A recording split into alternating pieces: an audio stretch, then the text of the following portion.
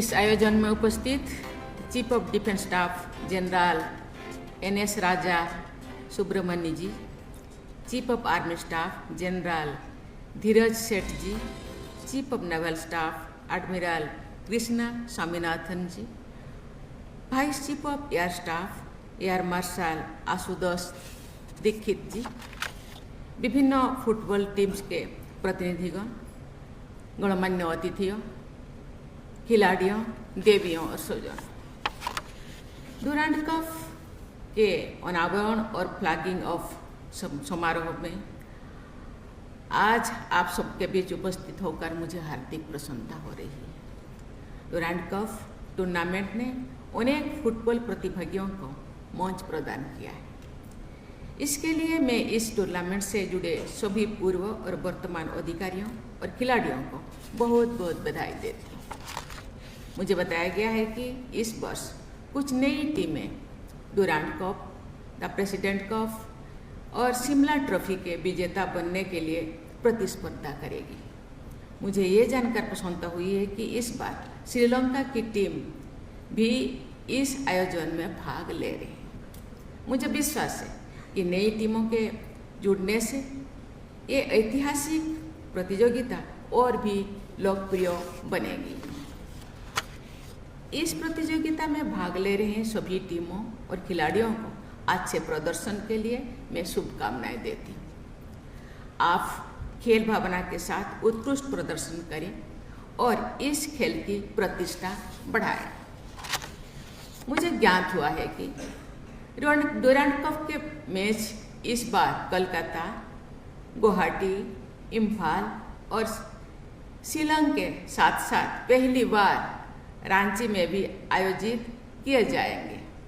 मुझे विश्वास है कि इन आयोजनों से उस क्षेत्र की फुटबॉल खिलाड़ियों को भी अपनी प्रतिभा देखने का अवसर मिलेगा तथा स्वस्थ प्रतिस्पर्धा की भावना भी सुदृढ़ होगा। देवियों और स्वजनों, फुटबॉल विश्व के सबसे लोकप्रिय खेल में से एक है।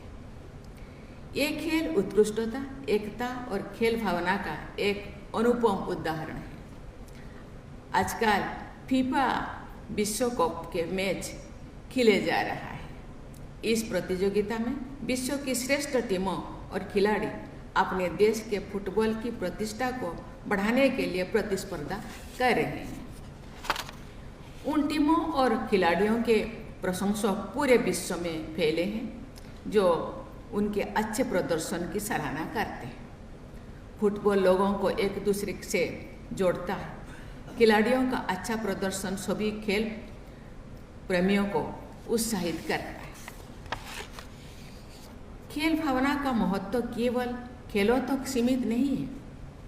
ये एक महत्वपूर्ण जीवन मूल्य है जो हमें समानता, सहयोग और विपरीत परिस्थितियों में भी दृढ़ बने रहने की सीख देता है।